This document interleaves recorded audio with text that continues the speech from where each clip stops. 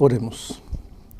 Pai querido, vamos abrir a Tua Palavra agora e queremos fazê-lo com a certeza de que Teu Espírito está conosco, iluminando nosso entendimento. Em nome de Jesus, amém. Amém. Hoje vamos a estudar o tema da criação. Vejam, eu tenho um relógio muito bonito até aqui nas minhas mãos. Vocês achariam que eu estou louco se eu disser para vocês que este relógio apareceu assim de repente, ao longo de milhões de anos, um pedaço de couro juntou-se com outro, um parafusinho juntou-se com outro, apareceu um pedaço de vidro, os ponteiros, o segundero, a fivela, e que isso foi fruto de milhões e milhões de anos até aparecer um relógio perfeito. Seria uma loucura. Estaria fazendo um papel ridículo, querendo convencer vocês de que meu relógio apareceu ao longo dos anos. E, no entanto, hoje, quando vemos esta máquina fabulosa que é o universo, o corpo humano mesmo, veja, o coração, desde o momento que a gente nasce, bate, bate, bate, bate. A gente nunca engraxa ele, não troca de óleo, não faz um ajuste. E durante o tempo que a gente vive aqui, o coração bate, bate, bate sem parar. Ora, como pode tudo isso ter aparecido assim ao longo dos anos, fruto do acaso, fruto da casualidade? Eu tenho um texto bíblico para começar nosso estudo hoje. Em Hebreus capítulo 11, versículo 3, diz assim: pela fé entendemos que foi o universo formado pela palavra de Deus, de maneira que o visível veio a existir das coisas que não aparecem. Pela fé entendemos que o universo foi formado pela palavra de Deus. Me impressiona a palavra fé. Pela fé aceitamos que este universo tem um Criador, pela fé. Só que fé é o fruto do relacionamento. Para eu acreditar que Deus criou este planeta, Deus criou este universo, Deus nos criou a nós, tem que haver relacionamento com o autor da fé, que é o próprio Deus. É um relacionamento pessoal. Agora, saber que Deus criou este universo, que Deus me criou, aceitar isso pela fé como fruto do relacionamento com esse Deus maravilhoso, isso lhe dá sentido à minha vida, lhe dá propósito à minha vida. Porque eu sei de onde venho, eu sei por que estou aqui e eu sei para onde vou. Se eu sou fruto da evolução, então minha vida não tem sentido, porque minha vida é apenas fruto do acaso, fruto da casualidade. Eu apareci porque sim. Minha vida não tem sentido. Eu não sei para onde vou. Eu não sei o que faço aqui. Então eu prefiro acreditar que tenho um Deus Criador. Prefiro acreditar porque ao relacionar-me com Ele, aparece a fé, e por essa fé eu, embora não vejo, embora não possa tocar, eu sei que há um Deus Criador controlando o universo e controlando a minha vida. Pastor, dentro da explicação que o senhor está falando de que Deus é o Criador, como exatamente o senhor imagina que aconteceu a criação? Como que o ser humano, tudo bem, não foi o acaso, pelo que o senhor acabou de afirmar aí, apesar de eu ter alguns questionamentos ainda. Mas a primeira pergunta seria, como que o ser humano foi criado? Por que existe diferença do ser humano, aí depois tem o cavalo, aí depois tem o cachorro, essa variação, se não foi a evolução, segundo as suas palavras, né? No capítulo 1 do livro de Gênesis, nós encontramos o registro do relato da criação. Começa dizendo, no princípio criou Deus os céus e a terra. E depois vem o relato. Quando Deus criou os astros, quando criou as plantas, quando criou os animais, finalmente o ser humano como a coroa da criação.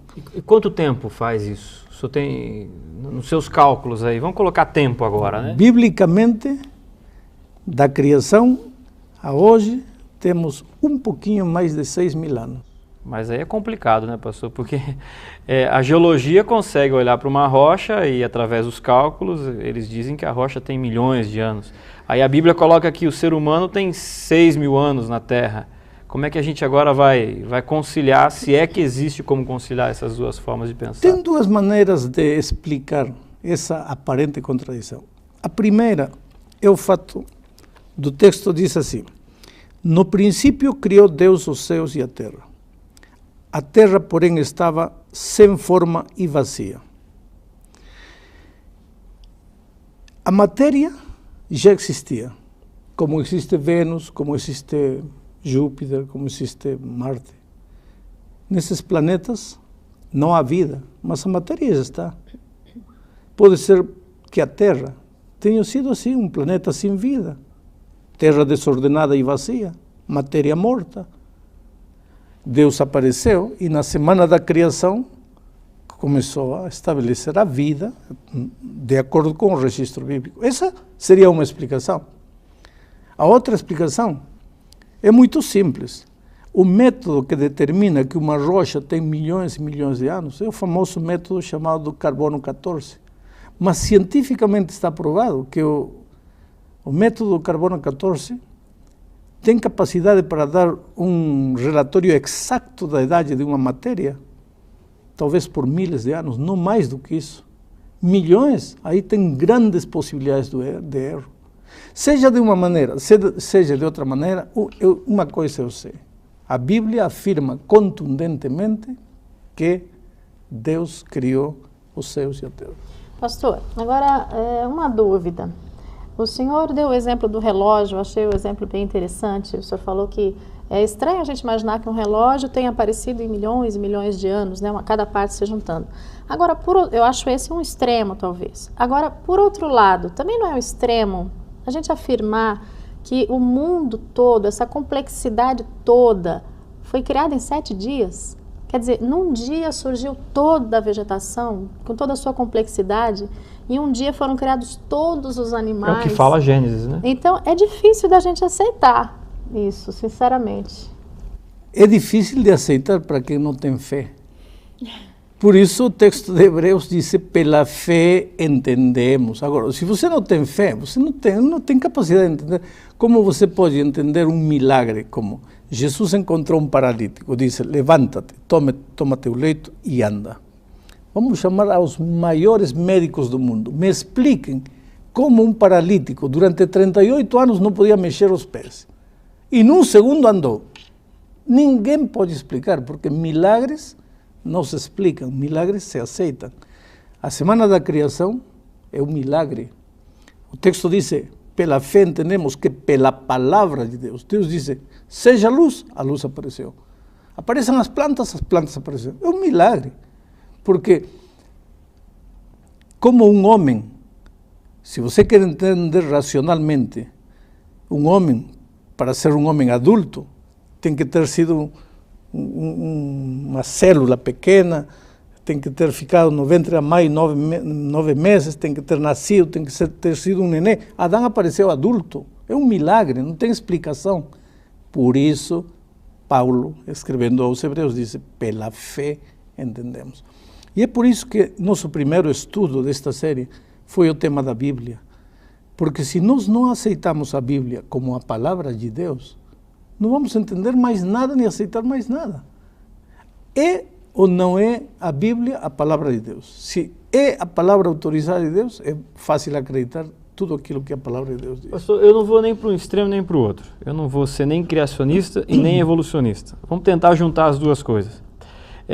Existe Deus e ele utilizou do processo da evolução, grandes períodos de tempo, vamos dizer assim que ele estava ali na coordenação. Eu posso entender dessa forma também? Por exemplo, Gênesis como um livro alegórico, cada dia talvez um período grande de milhões, bilhões de anos, e Deus olhando para isso e talvez até dirigindo, tá? Mas não dias literais de 24 horas. Eu posso entender dessa forma? Vou ler o que disse aqui, Gênesis 1:4. Chamou Deus a luz dia e as trevas noite. Houve tarde e manhã do primeiro dia. Ponto. É um dia literal de 24 horas. Não é um símbolo de 1000 anos, não é um símbolo de milhões de anos. É um dia literal de 24 horas. Mas como pode? Milagre. O senhor vê algum problema de eu imaginar um Deus nesse processo de evolução? Vejo um problema, porque estou fazendo a Deus incapaz de criar um mundo em 7 dias. Por que Deus seria capaz? Por que precisaria de milhões de anos? Ele é Deus. O texto diz pela palavra de Deus. Ora, se foi pela palavra de Deus, para que 1 milhão de anos? Para que milhões de anos? A palavra de Deus é instantânea. Falou, aconteceu. Então, você está me dizendo que Gênesis não é uma alegoria. Porque me permita não dizer algumas denominações, mas grande parte delas hoje olha para Gênesis como uma alegoria e não de fato, né? O que o senhor me mostra em Gênesis falando assim, não, Gênesis é um livro verdadeiro, inspirado e não simplesmente uma fábula de como no passado as pessoas imaginavam ou imaginaram que seria a criação. O problema do ser humano, ele quer humanizar a Deus, quer fazê-lo um Deus pequeno. Quer explicar o que Deus faz ou o que Deus não faz. Por exemplo, na Bíblia encontramos a parábola não é a parábola, é a história de que Jonas foi engolido por um grande peixe, não diz baleia, um grande peixe. Esse grande peixe teve Jonas no ventre durante 3 dias. Não o digeriu, 3 dias depois o jogou vivo. Esse é um fato. História, a Bíblia afirma, e eu acredito nisso. Agora, tem cristãos querendo dar uma mãozinha a Deus, uma ajudinha a Deus. Andam pelos mares tratando de descobrir um peixe grande que seja capaz de engolir um ser humano, tê-lo no ventre 3 dias, não digeri-lo e expulsá-lo vivo. Eu já vou dizendo a esses amigos que podem passar a vida toda procurando, não existe esse peixe. Esse peixe existiu só naquela ocasião e porque Deus quis. E tem uma coisa mais, Deus não precisa ajuda. Eu não posso, não, porque não tem lógica que 24 horas, então tem que ser milhões querendo dar ajudinha a Deus. Deus não precisa ajuda. Deus é capaz de fazer tudo, não em um dia de 24 horas, senão num segundo, porque Deus é Deus. Pastor, outra pergunta. Deus é poderoso, né? Da forma como o senhor está afirmando, nós sabemos que realmente é, mas a gente ouve falar que existem outros planetas, né? O universo é imenso. E Deus criou todo o universo, de acordo com o que a gente está aprendendo aqui. Então, existe vida nos outros planetas? Às vezes aparecem, a gente vê na televisão, né, uma pessoa que viu um extraterrestre aqui, um extraterrestre ali. Como é que a gente deve entender tudo isso? A Bíblia diz que sim, que há vida em outros planetas fora do sistema planetário solar. Em nosso sistema planetário, Marte, Júpiter, Saturno, Vênus, não existe vida, só na Terra. Não adianta os cientistas hoje querem explorar, vamos ver se tem vida. Não tem vida. Agora, fora do sistema planetário solar, claro que há vida. E tenho um texto aqui em Jó que quero ler para vocês. Capítulo 1, versículo 6, diz: num dia em que os filhos de Deus vieram apresentar-se perante o Senhor, veio também Satanás entre eles. Que filhos de Deus eram esses? Seres não caídos de outros planetas. Agora, esses seres vêm a esta terra em ovnis, em pratos voadores. Não, de fato, esses seres são seres que não caíram no pecado. E eles não estão vindo a esta terra visitar. Esse é um outro tema, não vamos a tocar agora, não vamos a desviar-nos no tema. Mas a Bíblia afirma que sim, há vida em outros planetas. Pastor, dentro desse processo da criação, acho que uma dúvida que todo mundo tem quando fala sobre criação, e eu também tenho essa dúvida, é com respeito aos dinossauros. Porque as pessoas encontram os ossos, né? Alguns montam essas grandes feras do passado, e eu fico me perguntando, Deus criou o dinossauro Eu estou falando do macro, né? Agora vamos colocar o micro. Deus criou o vermezinho, o vírus, isso tudo veio das mãos de Deus, a criação. E se foi das mãos de Deus, aonde estão hoje os dinossauros? Muito bem, vou te explicar. Deus criou um assassino? Não. Deus criou um homem perfeito, como Adão. Ele teve um filho, chamado Caim. Infelizmente entrou o pecado a este mundo, através de Adão e Eva, e o pecado se espalhou pelo mundo, fazendo estragos. E o filho de Adão virou assassino. Deus criou tudo que existe neste mundo. O pernilongo foi criado por Deus. Só que depois da entrada do pecado, muitos dos animais, muitos das avecinhas ou dos insetezinhos que tinham outras funções, viraram, como dizer, assassinos. Quer dizer, o plano original de Deus se distorceu. Agora existe ponçonha, existe veneno, existe mordedura, que não existia. Agora, inclusive os animais, a lei do crescimento se alterou, porque, por exemplo, quando Deus nos criou, Ele não nos criou para estar cortando cabelo todo dia. A lei do crescimento era uma lei perfeita. O cabelo cresceria até um tamanho e não cresceria mais. A unha cresceria até um tamanho e não cresceria mais. Mas entrou o pecado, se alterou a lei do crescimento. Hoje temos que cortar cabelo, cortar unha. E os animais também começaram a crescer demais. Quando veio o dilúvio, esses animais estavam fora do controle do ser humano. Então, eles não entraram na arca e morreram, pois, com os efeitos do dilúvio. Por que viraram fósseis muitos deles? Porque está provado hoje pela ciência que quando há um choque repentino brutal, a matéria se solidifica. Isso pode ser fazer hoje em um laboratório perfeitamente. E os fósseis que encontramos por aí é uma prova de que houve dilúvio. Que também há muita gente que, assim como não crê na criação, não crê no dilúvio, mas esses fósseis que são achados hoje são uma prova contundente de que houve dilúvio. Pastor, mais uma questão, que agora o senhor falando aí me fez pensar no seguinte: o senhor mencionou aí mudanças que houveram em função do pecado, né? Animais tiveram sua estrutura modificada, enfim.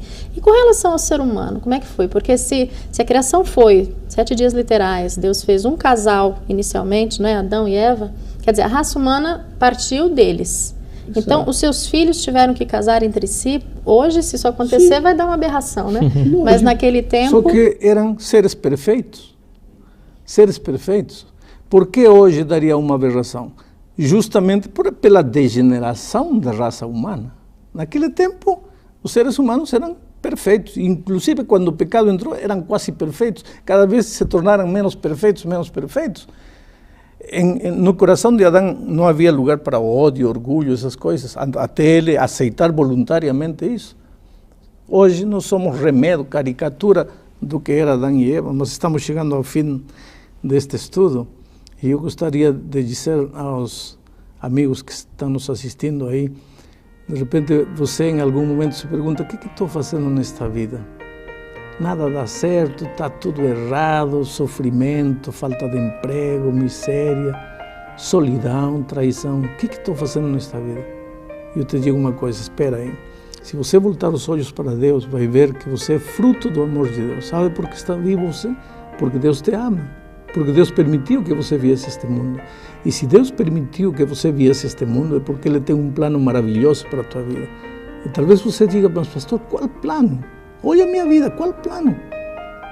É que o plano que Deus tem para você está aqui na palavra de Deus.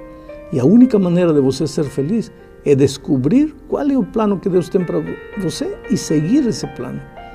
Eu vou estar orando para que Deus te ajude a descobrir as grandes verdades bíblicas e que estas grandes verdades se façam realidade na tua experiência.